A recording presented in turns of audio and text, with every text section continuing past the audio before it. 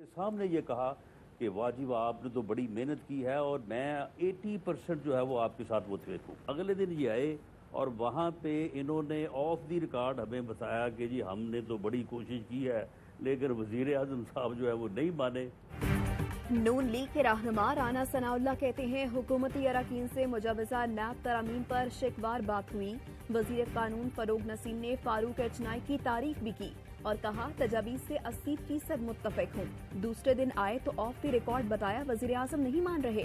विफाकी वजीर फवाह चौधरी का जवाब, कहा कोई सोच सकता है वजीर आजम इमरान खान ऐसे मुसव्विरे को मानेंगे जिसमें किसी का एहतसाब न हो। पोजीशन जो है वो एक नहीं रही है, हमें मुकम्मल तौर पर लाताल्लुक़ हो जाना चाहिए।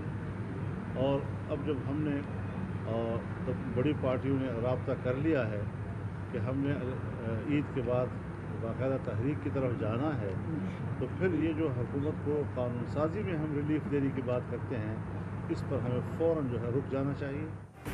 सरबराह JUI फे मौलाना फजलुर रहमान कहते हैं अपोजिशन एक नहीं, हुकूमत के खात्मे के लिए अपोजिशन को मुत्तहिद होना होगा।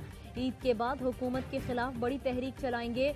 हुकूमत पर मुश्किल आए तो अपोजिशन मशवरे करती है, कितना साथ दें। हुकूमती बिलों को मुस्तरद कर देना चाहिए। अमीर जमात इस्लामी सिराजुल हक का कहना है आइन को पसे पुश डालने वाली हुकूमत ज्यादा देर नहीं चल सकती। बड़ी तादाद में ऑर्डिनेंसेस लाना आइन पर अदम एतमाद का इजहार है।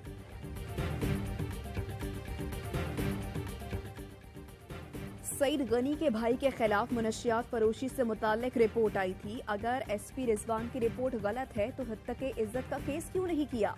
विफाकी वजीर अली जैदी का सवाल, कहते हैं सईद गनी ने असर रसूख का इस्तेमाल करके वजीर आला पर कमेटी के लिए दबाव डाला।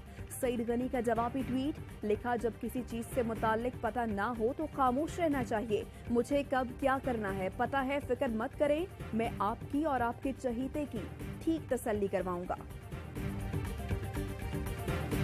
लब्बैक अल्लाहुम्मा लब्बैक, लब्बैक ला शरीक लक लब्बैक, इन्नल हम्द वन्निअमत लक वल मुल्क ला शरीक लक। ए अल्लाह मैं हाजिर हूँ। हज का रुकने आजम वकूफ़े अरफा आज अदा किया जाएगा। मस्जिद निमरा में खुतबा हज दिया जाएगा। आज़मीन मैदान अराफात में ज़ोहर और असर की नमाज एक साथ पढ़ेंगे। गुरूब आफ्ताब के बाद मुज़दलिफ़ा जाएंगे और खुले आसमान तले रात गुजारेंगे। इस बार आज़मीन कंकरियां नहीं चुनेंगे, पैकेट में कंकरियां दी जाएंगी। कोरोना के बायस सिर्फ सऊदी अरब में मुकीम अफराद की फरीज़ा हज अदा कर रहे हैं। आज़मीन हज मनासिक की अदायगी के दौरान समाजी फासला बरकरार रख रहे हैं।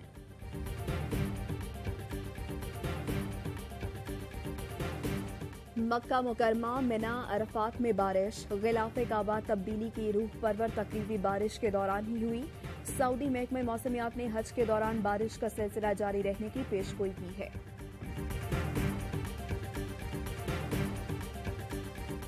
बड़ी ईद की बड़ी तैयारी। मवेशी मंडियों में कुर्बानी के जानवरों की खरीदारी को टॉप गियर लग गया। मवेशी मंडियों में भाव ताव उरूज पर। सुबह सवेरे ही लाहौर की मवेशी मंडी में गाहक पहुंच गए। कराची की मवेशी मंडियों में भी बकरों, बैलों और ऊंटों की फरोख्त। बच्चे कुर्बानी के जानवरों के नाज नखरे उठाने में मसरूफ। गवर्नर पंजाब चौधरी मोहम्मद सरवर से विफाकी वजीर इत्तलात शिबली फराज की मुलाकात। गवर्नर पंजाब का कहना था सियासी मुखालिफिन कहीं भी आवाम की बात नहीं करते, बिला इम्तियाज एहतसाब तरक्की का जामिन है। शिबली फराज ने कहा ऑपोजिशन जो मर्जी करती रहे, आम इंतखाबात अपने वक्त पर ही होंगे। ऑपोजिशन का एजेंडा जाती मफादात का तहफ़्फ़ुज़ है, उन्हें मुल्क व कौम की फिक्र नहीं।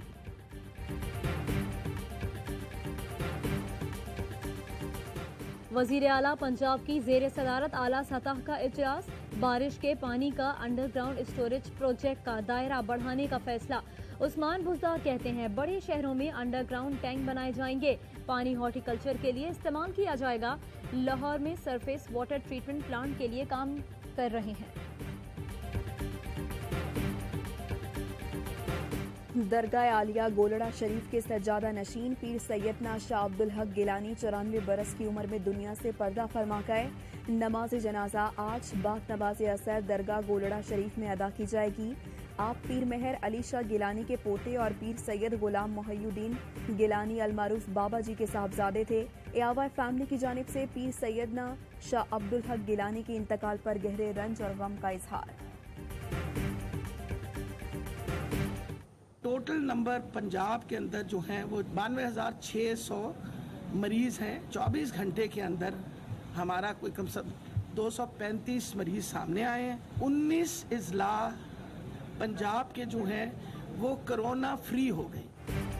पाकिस्तान में कोरोना केसेस में कमी, 24 घंटे के दौरान 1144 केसेस रिपोर्ट, 32 अफराद लुकमा अजल बने। मुल्क भर में कोरोना के 25,347 मरीज जेरे इलाज। वजीर सेहत पंजाब डॉक्टर यास्मीन राशिद कहती हैं, पंजाब में कोरोना केसेस में बतदरीज कमी आ रही है। सियालकोट में मदर एंड चाइल्ड अस्पताल का काम अगले माह शुरू हो जाएगा।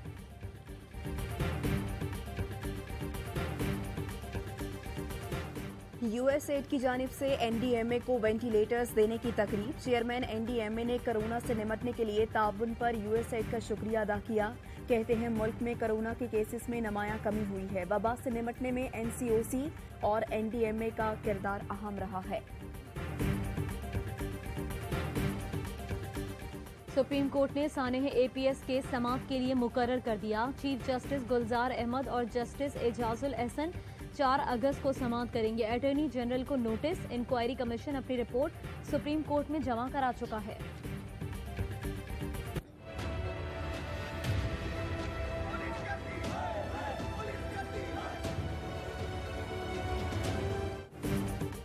पंजाब में लॉकडाउन का तीसरा रोज, दुकानें और कारोबारी मराकज़ बंद। ताजिरों को दुकानें खोलने से रोकने के लिए पुलिस का गश्त जारी। ताजिरों ने लॉकडाउन को मुआशी मुश्किलात का पेशखैमा करार दे दिया। कहते हैं सिंध केपी में कारोबार के औकात मुकर्रर हैं, पंजाब में ऐसा क्यों नहीं है। लॉकडाउन से दिहाड़ीदार तबका भी शदीद मुतासिर। ओकाड़ा में दुकानदारों के एहतजाज का मुनफरिद अंदाज, गाने गाकर भंगड़े डालकर एहतजाज रिकॉर्ड करवाया।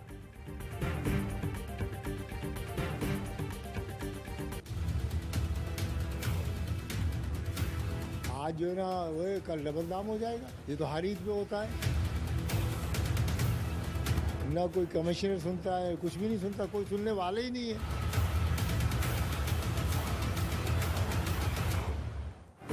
बकरीद से पहले मुनाफाखोर सरगर्म, अशिया खुरनोश की कीमतों में मनमाना इजाफा कर दिया।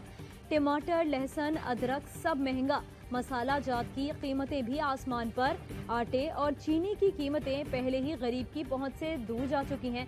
आवाम का कहना है हुकूमत ने मुनाफाखोरों को खुली छूट दे रखी है।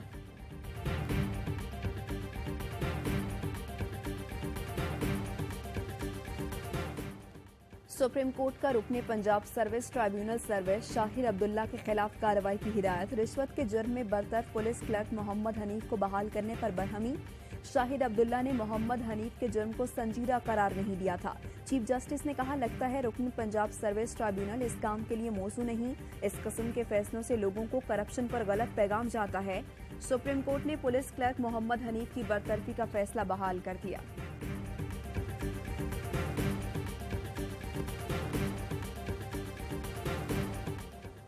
भारतीय फौज की एलओसी के रक्त चक्री सेक्टर में शहरी आबादी पर फायरिंग। आईएसपीआर का कहना है भारतीय फौज की फायरिंग से अखोड़ी गांव की 2 खवातीन समेत 3 शहरी जख्मी हो गए। पाक फौज का भरपूर जवाब, भारतीय चौकियों को निशाना बनाया।